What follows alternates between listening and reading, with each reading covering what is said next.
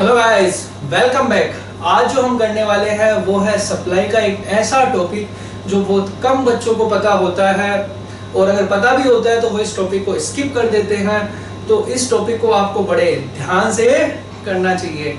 वैसे हमने डिमांड में ये किया था, डिमांड का टॉपिक आप सबको पता होता है कि why the demand curve is downward sloping, लेकिन आज जो हम करेंगे वो करेंगे why the supply curve is upward sloping. Supply curve upward slope क्यों करता है, या फिर इसका जो दूसरा क्वेश्चन भी आ सकता है वो ये भी आ सकता है कि why the producer supply more at high prices. Producer ज्यादा प्राइस पे ज्यादा सप्लाई क्यों करता है। अब सीधा आपके माइंड में आंसर आ रहा होगा कि सर अगर प्रॉफिट ज्यादा मिलेंगे तो प्रोड्यूसर ज्यादा ही सप्लाई करेगा, जितने ज्यादा प्राइस मिलेंगे उतनी ज्यादा सप्लाई करेगा। लेकिन इसके अलावा भी और रीजन हो सकते हैं, क्योंकि हम यहाँ पे ओवरऑल सप्लाई की बात कर रहे हैं। तो इसका जो पहला पॉइंट है वो बहुत आसान है, आपको पता है प्रॉफिट मोटिव, कि जब भी किसी कमोडिटी के प्राइस बढ़ते हैं तो प्रोड्यूसर क्या कर देगा, अपनी सप्लाई को बढ़ा देगा बाय इंक्रीजिंग प्रोडक्शन। सर कैसे, समझ में नहीं आया। सपोज मान लो कि आप मोबाइल फोन के मैन्युफैक्चरर हो या किसी भी चीज के मैन्युफैक्चरर हो, तो अगर मान लो मोबाइल फोन के प्राइस बढ़ने लग जाए तो क्या लगेगा आपको, आप बोलोगे यार सर प्रॉफिट बढ़ रहा है हमारा, क्योंकि प्राइस बढ़ने लग गए। तो प्राइस बढ़ने की वजह से आप अपने प्रोडक्शन को क्या कर दोगे, बढ़ा दोगे। इससे मार्केट में सप्लाई क्या हो जाएगी, बढ़ जाएगी। तो when price of the commodity increases, producer will increase the supply by increasing production. तो पहला पॉइंट बहुत आसान, और दूसरा पॉइंट उससे भी आसान, वो है change in firms. Sir change in firms सुना सुना सा लग रहा है, हमने डिटरमिनेंट्स में नंबर ऑफ फर्म्स किया था। हाँ वैसा ही है कुछ, लेकिन हम उसको थोड़ा अलग तरीके से देखेंगे।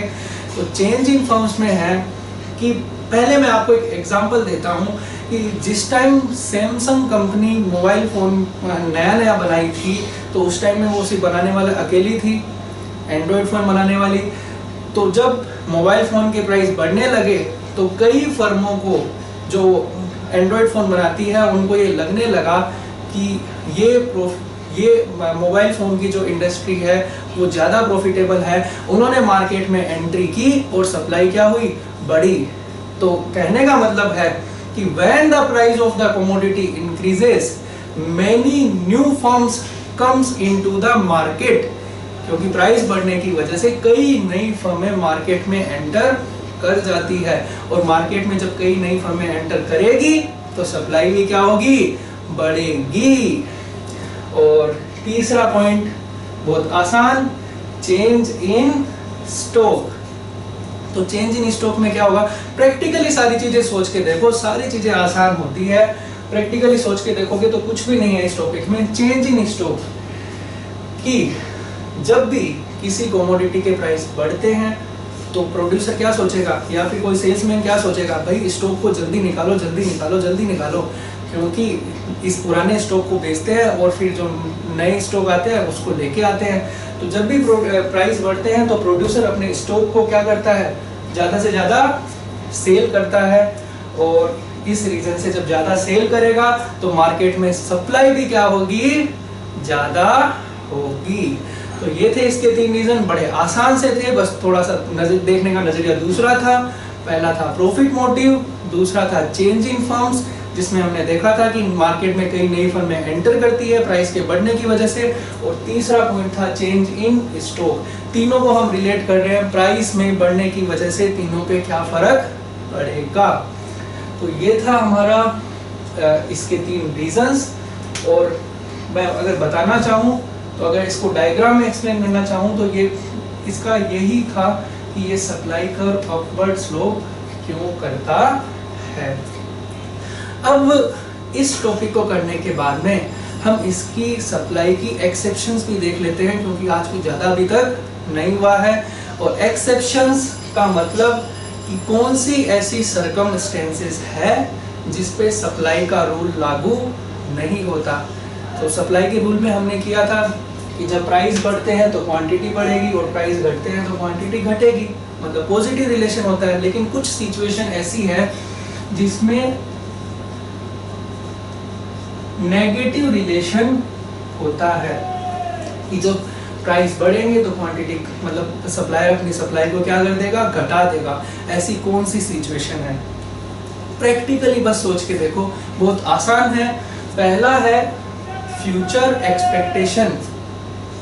तो फ्यूचर एक्सपेक्टेशन में है कि अगर सेलर को ये लगता है कि फ्यूचर में कमोडिटी के प्राइस क्या होने वाले हैं, कम होने वाले हैं, तो वो अभी चाहे उस कमोडिटी के प्राइस कम भी क्यों ना हो उसको बेचना चाहेगा। सर समझ में नहीं आया? अरे मान लो मैं अभी मोबाइल का एक एग्जांपल दे रहा हूँ, तो मोबाइल से ही समझ लो।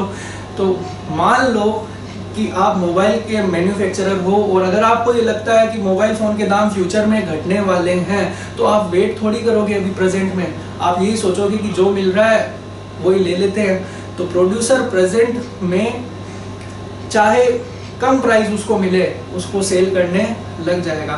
जो 100 रुपए का सामान है, चाहे अभी उसको 80 मिल रहा है, तो वो 80 में ही सेल कर देगा, क्योंकि उसको ये लगने लग गया कि फ्यूचर में उसके दाम 70 भी हो सकते हैं। तो ये था फ्यूचर एक्सपेक्टेशन। अगर सेलर को ये लगता है कि फ्यूचर में प्राइस कम होने वाले हैं, तो वो अभी अपनी सेल्स को कम प्राइस पे भी कर लेगा। और जो दूसरा पॉइंट है पेरिशेबल गुड्स। पेरिशेबल गुड्स का मतलब होता है कि जो चीज़ें जल्दी खराब हो जाती है, जैसे कि मिल्क्स, वेजिटेबल्स एटसेट्रा।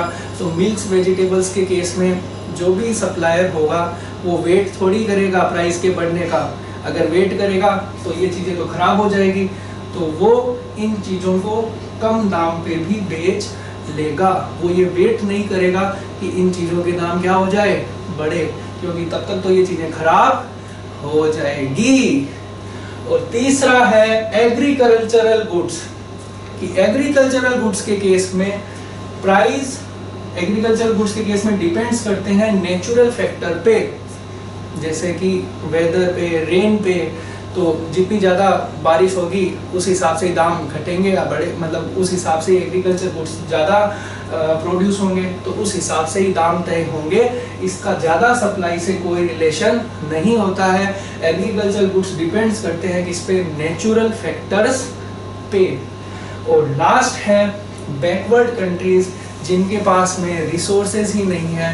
तो उनके पास रिसोर्सेज है ही नहीं, तो चाहे कितने भी प्राइस बढ़ जाए वो अपनी सप्लाई को बढ़ा ही नहीं सकते, क्योंकि उनके पास उतने रिसोर्सेज भी नहीं है।